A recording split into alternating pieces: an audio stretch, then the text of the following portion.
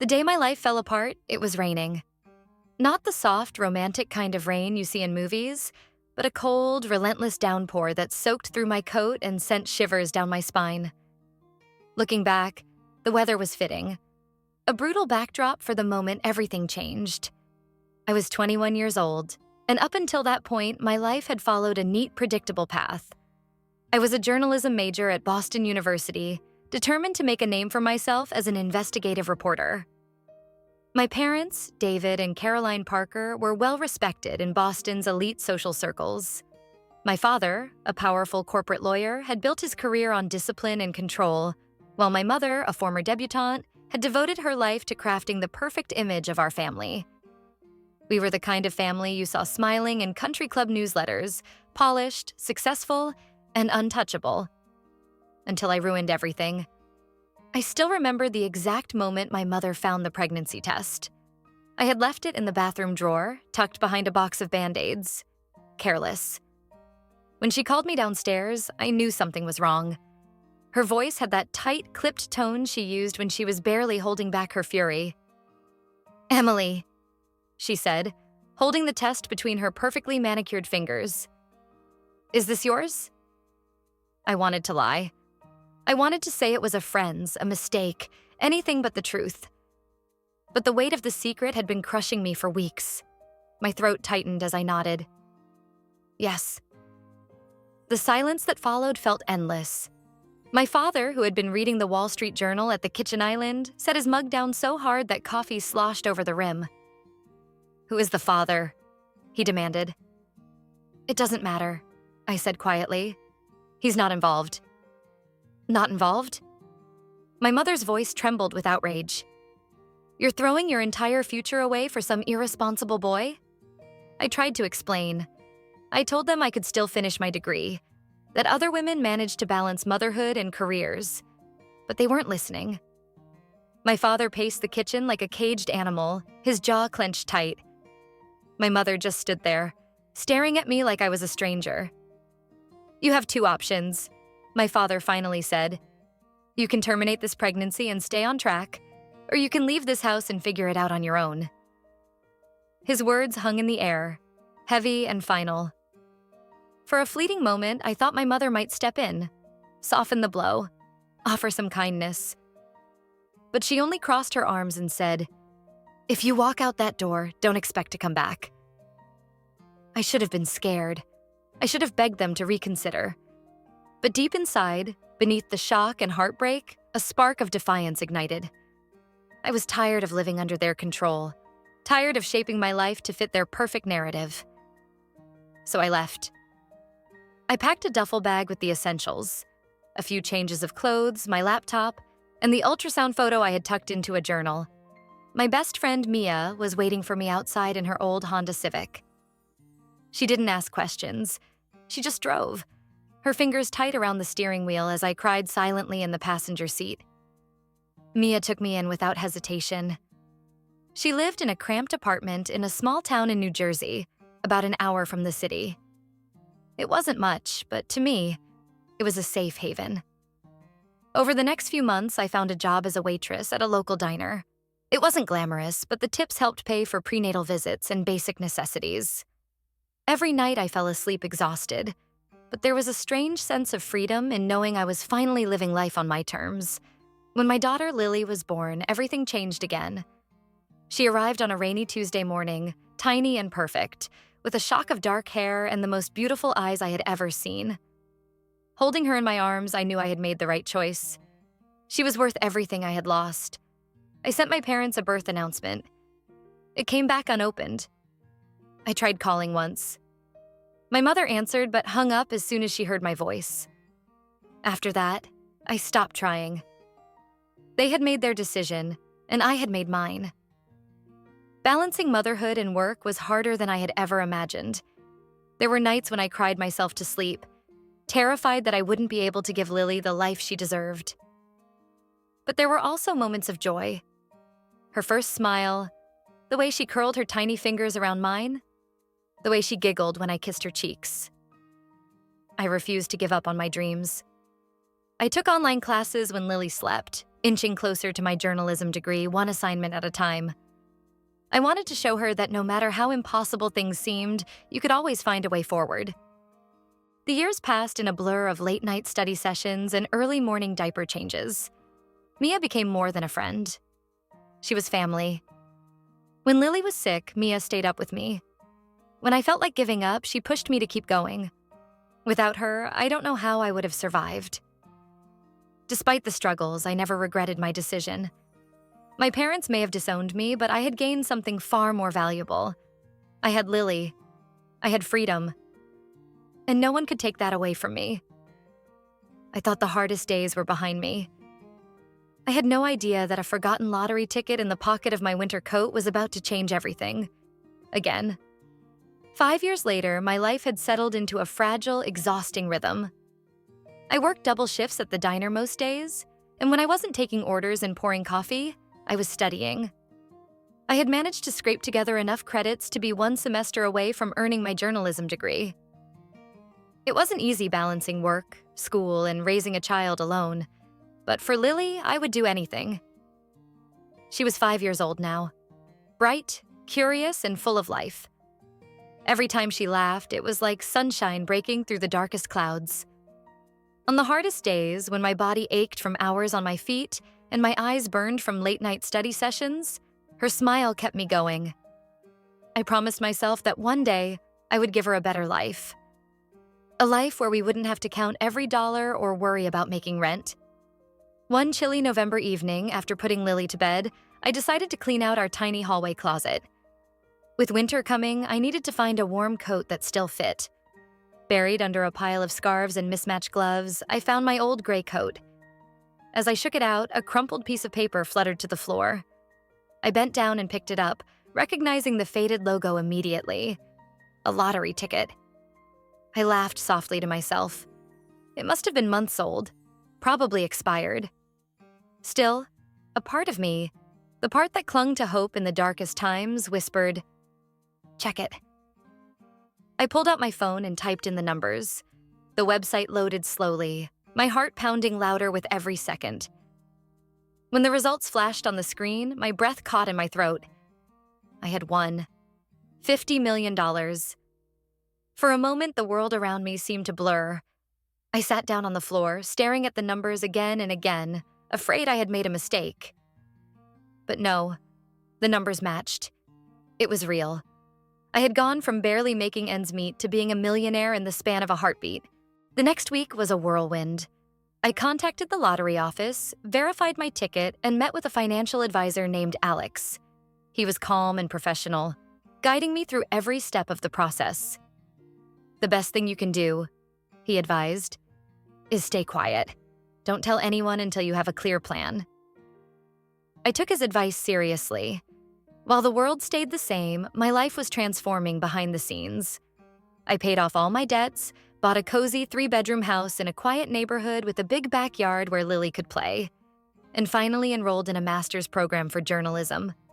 But I wanted to do more. I knew what it felt like to be a single mother struggling to survive, and I wanted to help other women in the same position. With Alex's help, I founded the New Beginnings Foundation, dedicated to providing housing, childcare, and educational grants for single mothers. It was my way of turning pain into purpose.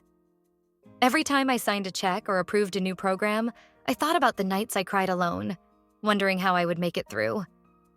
I wanted no other woman to feel that helpless.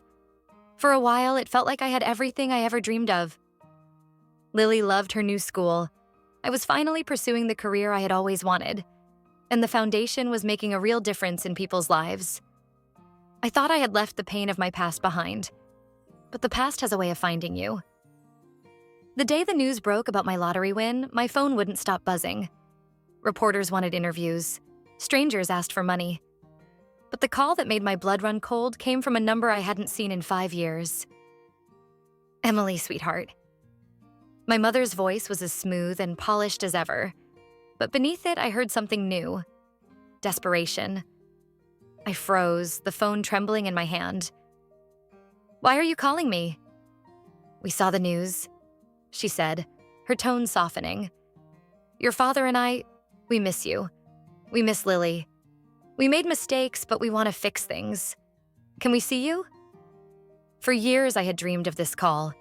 I imagined them apologizing, begging for forgiveness. But now that it was happening, I felt nothing but suspicion. Where was their concern when I was living in a cramped apartment, counting pennies to afford diapers?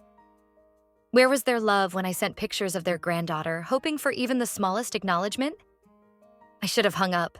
I wanted to hang up. But part of me was still that hurt, abandoned girl who craved their approval. I don't know, I said finally. I need time. After that call, the floodgates opened. My father called next, his voice full of warmth I had never known growing up. "You've done so well for yourself," he said. "We're so proud of you." Proud. The word stung. I had earned every bit of my success without them. Now, because I had money, they were proud. They began sending gifts. Expensive ones. Designer clothes for Lily. An invitation to a private ski lodge for Christmas. Each package felt more like a bribe than a genuine attempt to reconnect. Mia, who had stood by me through everything, wasn't fooled. "They want your money, Em," she warned. "They don't want you." Deep down, I knew she was right, but I couldn't shake the ache of wanting to believe otherwise. What if they really had changed? What if, after all this time, they wanted to be a family again? I decided to let them in. Just a little. We met for lunch at an upscale restaurant they had chosen. My mother hugged me tightly, her perfume as familiar as ever. My father smiled as he slipped an envelope across the table. "What is this?" I asked, opening it carefully. "A business proposal," he said smoothly. "We have some exciting investment opportunities. With your resources and our expertise, we could do something remarkable." My stomach turned. They didn't want to know Lily's favorite color. They didn't care about my dreams. All they saw was a bank account they wanted to control. That night, as I tucked Lily into bed, she whispered, "Mommy, do Grandma and Grandpa love us now?" Tears burned in my eyes as I kissed her forehead. "I love you. That's all that matters." I knew then that I had a choice to make. I could let my parents back in and give them the power to hurt me again, or I could protect the life I had built with my own two hands. And for once, I wasn't going to let them win. The night of the charity gala arrived faster than I expected. The event was hosted at a grand ballroom downtown, the kind of place where my parents had spent countless evenings networking and flaunting their perfect lives. But tonight, the spotlight wasn't on them. It was on the New Beginnings Foundation and on the single mothers whose lives we were changing. I stood near the entrance, watching as guests filed in. Business leaders, journalists, and community advocates filled the room, dressed in elegant gowns and tailored suits. Among them, I spotted my parents. My mother wore an icy blue designer dress, her blonde hair swept into a flawless chignon. My father, ever the picture of power, adjusted the cuffs of his bespoke tuxedo as he scanned the room. I had invited them personally. I knew they wouldn't be able to resist an exclusive event attended by the city's elite. They thought tonight was about securing their influence over my wealth. But I had other plans. "Emily," my mother exclaimed, her voice dripping with warmth as she approached me. "This is quite the event. Your father and I are so proud." Proud. There was that word again. I forced a polite smile. "Thank you for coming. I thought it was time for us to reconnect."